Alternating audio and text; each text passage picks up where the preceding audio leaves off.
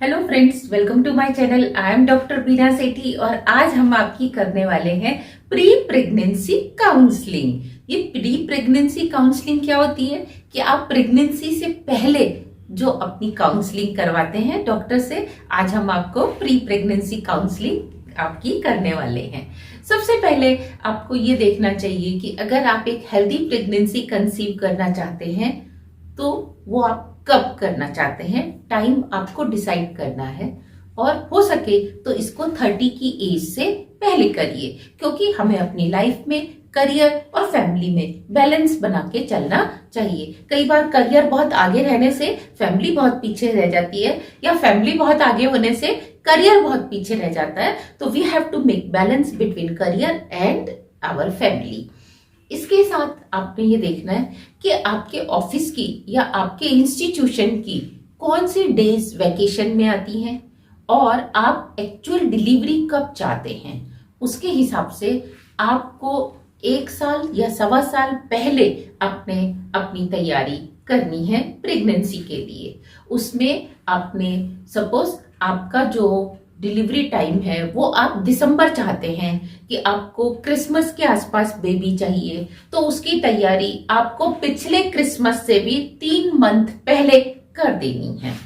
ऐसा हम इसलिए कह रहे हैं क्योंकि ज्यादातर यंग एज में ऐसी कोई दिक्कत नहीं होती, लेकिन जब आपकी एज थोड़ी सी बढ़ती है तो आपके बॉडी में कई चेंजेस आ जाते हैं। उसमें सबसे पहला आपका हाइपरटेंशन होना, आपको बीपी रह सकता है, आपका थायराइड एबनॉर्मल हो सकता है और तीसरा आपका शुगर लेवल जो है वो डिस्टर्ब रह सकता है। तो आपने ये देखना है कि जो बीपी की मेडिसिन आप ले रहे हैं क्या वो सेफ होगी आपकी कंसेप्शन के बाद प्रेगनेंसी के लिए।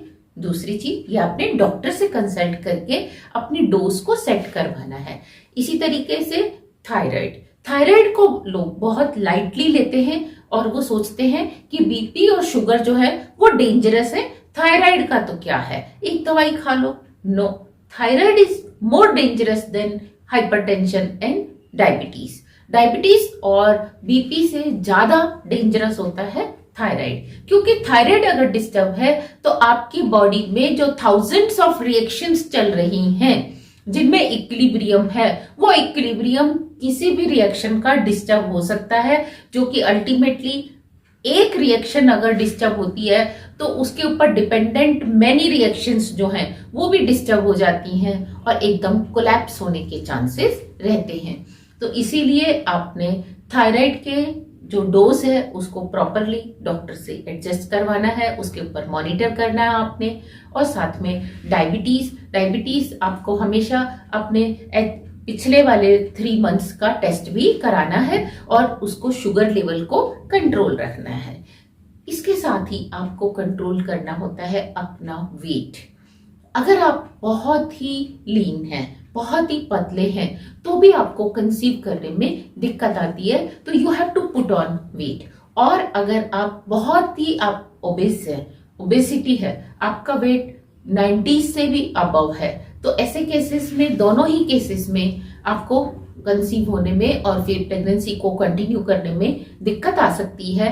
तो आपको 6 मंथ मिलने चाहिए अपने वेट को या तो पुट ऑन करने के लिए या लूज करने के लिए। तो अपने दोनों चीजों के लिए अपने पास टाइम रखना है। इसके अलावा जो आपने ट्रैक रखना है वो रखना है अपने विटामिन डी के ऊपर, अपने हार्मोन लेवल्स के ऊपर, क्या वो सफिशिएंट है, कैल्शियम की डेफिशिएंसी तो नहीं है, क्या आप में आयरन की डेफिशिएंसी तो नहीं है, आपका हार्मोन जो लेवल है वो पूरा सेट है, ये सब आपने देखना है। अब इसके बाद जो लास्ट के 3 मंथ्स रहते हैं, यानी कि जब आपने दिसंबर में आपको बेबी चाहिए तो जनवरी से लेके मार्च तक के महीने में आपने ट्रैक करना होता है अपना ओवुलेशन, कि आपका ओवुलेशन डे कब आएगा। क्योंकि ओवुलेशन डे को ट्रैक करने के लिए हमने डिफरेंट मेथड्स आपको बताए हैं, अलग अलग डेडिकेटेड वीडियोस हैं जिसमें हमने कैलेंडर मेथड भी आपके साथ डिस्कस किया, हमने टेम्परेचर मेथड भी डिस्कस किया, जो कि ज्यादातर नहीं 99% करेक्ट रिजल्ट देता है आपको।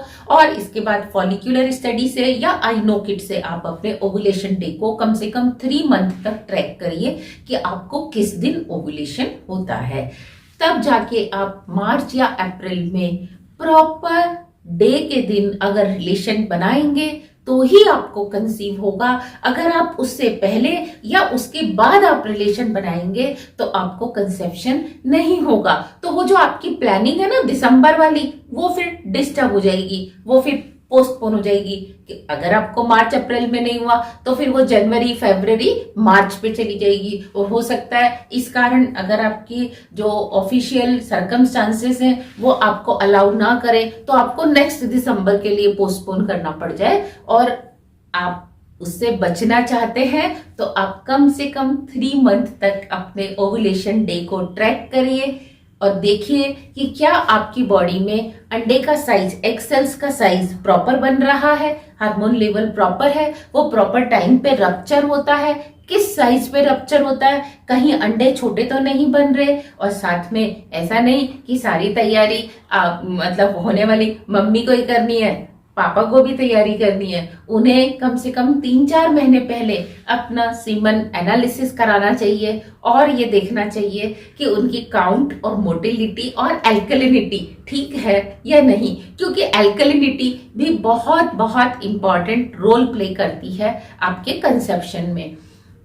और एक बात आप ध्यान दें कि आपके सीमन की क्वालिटी जितनी अच्छी होगी बेबी आपका उतना ही अच्छा होगा।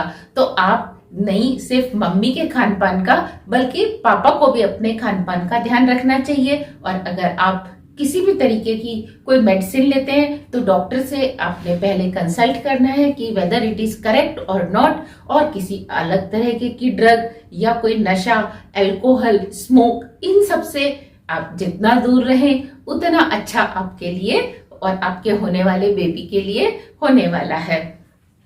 मदर की हेल्थ जितनी अच्छी होगी आपके बेबी की हेल्थ भी उतनी ही अच्छी होगी। क्योंकि आज के जमाने में 1 या 2 बस हम इतना ही प्लान करते हैं और अगर वो अच्छे से हो जाए तो फिर कहने ही क्या। तो ये थी हमारी प्री काउंसलिंग, किससे?